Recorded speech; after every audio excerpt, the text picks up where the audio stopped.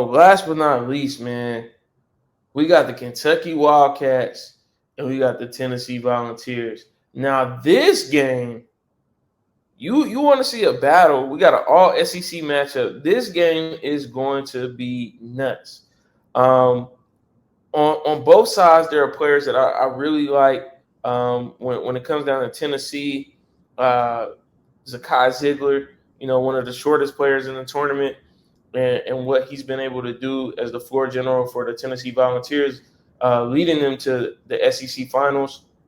And they've been playing great all year, been hovering around the top of the standings. Made it out of a tough SEC, and they play well throughout the tournament.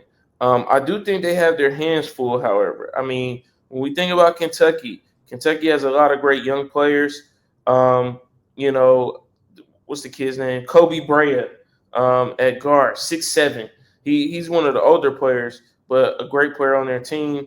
They got Lamont Butler, who's a guy who's got experience playing at San Diego State for numerous years. So you got a lot of grad players. Otiga Owe, I've been watching him. He's been playing well throughout the season. And then the sophomore Brandon Garrison, 6'10" forward.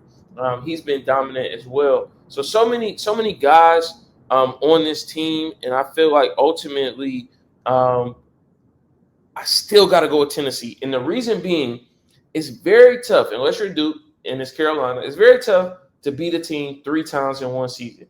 Kentucky has already beat Tennessee twice this season. They beat them at home and they beat them on the road. I think all of that motivation coming from those 2 losses in the SEC, Tennessee will pull off this win. I think it'll be a close game, high scoring, but I got Tennessee ultimately pulling out a win against Kentucky. Who do you have, Doug? Yeah, I got Tennessee. To your point, it is very difficult to beat a team 3 times in a season. The first time that they matched up, Tennessee shot 45 threes, man, and only hit 11 of those threes. And so when you look at that, that's problematic. You cannot shoot that many threes in 2 halves. They sound like your Celtics, man. Dog, they just jacking up threes. Like that's just you cannot survive in a tournament shooting that poorly and putting up that many shots from the three. Yep. That's just my opinion. But I have Tennessee winning, of course, and I have them facing Houston, who will probably beat Purdue. Oh Um, yeah, we haven't even so we got 2 more games we haven't even talked about. Okay.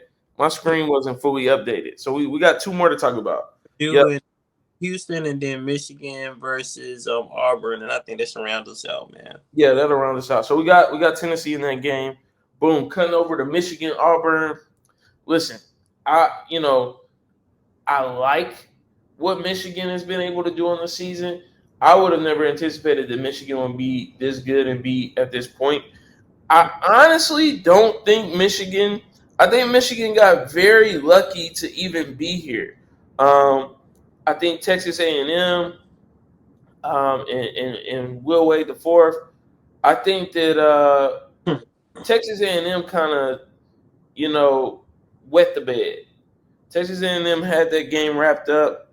Um, UC San Diego. I picked them to knock off Michigan, and they should have beat Michigan in the first round. Michigan escaped that game. Barely skinning their teeth, got out of there. So Michigan, to me, is on their ninth, life in this situation. It doesn't get any better than Auburn. Auburn is a dominant team at every spot. Auburn is solid. Man, John I. Broome, runner up for National Player of the Year. You already know what type of time he on. I don't know anybody on Michigan that's going to be able to stop him. I think, if you put Golden on him, he's going to get in foul trouble early. They'll eliminate him out of the game. Auburn can shoot the ball well. They got 2, 3, 4 guys that can shoot the three. You got Chad Baker Mazzara, who is, I want to say, in his 5th year. This season, he's got plenty of experience. He's been there, done that. Auburn has just kind of been chomping at the bits. They kind of been right there at that Sweet 16, Elite 8 range for some time, and it's been a while since they climbed back to the top of the mountain. It happens, this year. Friday, they're going to beat Michigan. Again, I keep saying a lot of the games are going to be close. This one definitely will not be close, I don't think. I think Auburn will open it up late in the second half to dominate Michigan. Okay. Yeah, pretty much Michigan is playing with house money at this point. I mean, Yeah. they've exceeded everyone's expectations, so they just got to go in and try to be somewhat competitive. I need to look it up, but my understanding is that they have 2 7-footers on the team, right? Michigan, yep.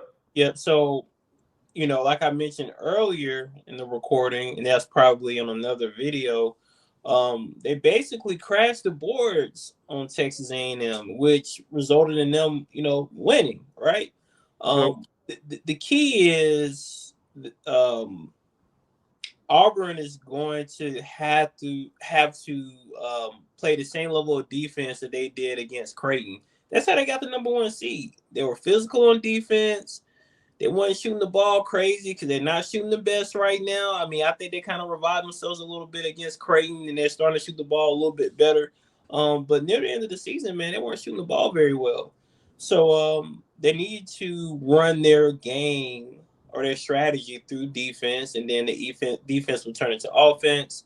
And then the guards just need to be physical, point blank, period.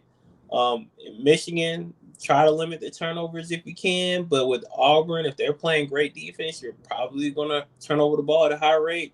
So I got Auburn. I don't know if it's gonna be a blowout, but I think there's gonna be a nice cushion in the box score at the end of the game. For sure. For sure. I'm with you on that 100%. All right. Last but not least, we got the Purdue #4 seed taking on the #1 seed in Houston. It was dope this past weekend to see Master P, mogul extraordinaire, former NBA player, rapper, businessman, mogul. So many different things we could say about Master P as he went to see one of his younger sons play for the Houston Cougars. So I don't know if y'all know, but Master P has a son that plays for the Houston Cougars. He's a freshman. He's going to be a player to watch out for over the coming years. Just a freshman this year, getting some minutes, but look out for him in the coming years. Mercy Miller did it. I was about to say Versi, but Versi is the next oldest one under Percy, which is little Romeo. Neither here nor there. Mercy Miller, look out for him out of Notre Dame High School, true freshman, but he's going to be a baller for years to come. I think the keys to this game are, Houston and LJ Cryer knocking down shots. He's done that throughout the tournament, did it throughout the Big 12 tournament. I think you can expect that he's going to do that in this game. He's going to hit threes, and he's going to be able to dominate the Purdue guards. He's got to feed the ball down low to Juwan Roberts, who, again, over the course of his time in Houston, I think this is his 5th year. He's been dominant, and is a load to deal with down there in the paint. I don't think Purdue matches up well with Houston. This is a matchup nightmare in terms of Houston's ability to shoot the ball. Purdue has not shot the ball well this year from 3. I've watched a number of Purdue games, and while they do have one of the best point guards in the country, when it comes down to them shooting the ball and trying to remain in the game with a team like Houston that likes to get up and down the floor, can really control the pace of the game, it doesn't bode well for a Purdue team that's going to be outmatched from a physical standpoint. Now, Purdue does have some key players that I think can weigh in and make a difference.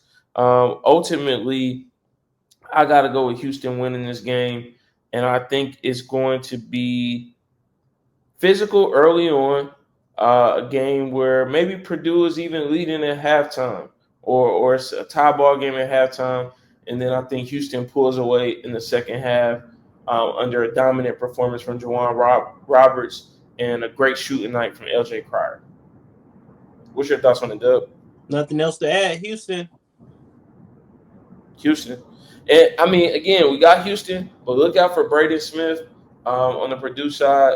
Again, great point guard, All-American, by the way. So he'll make some plays. He'll try to keep Purdue in the game, but ultimately we'll see how it turns out. Listen, as always, we give you the plays. This is the Sweet 16 plays.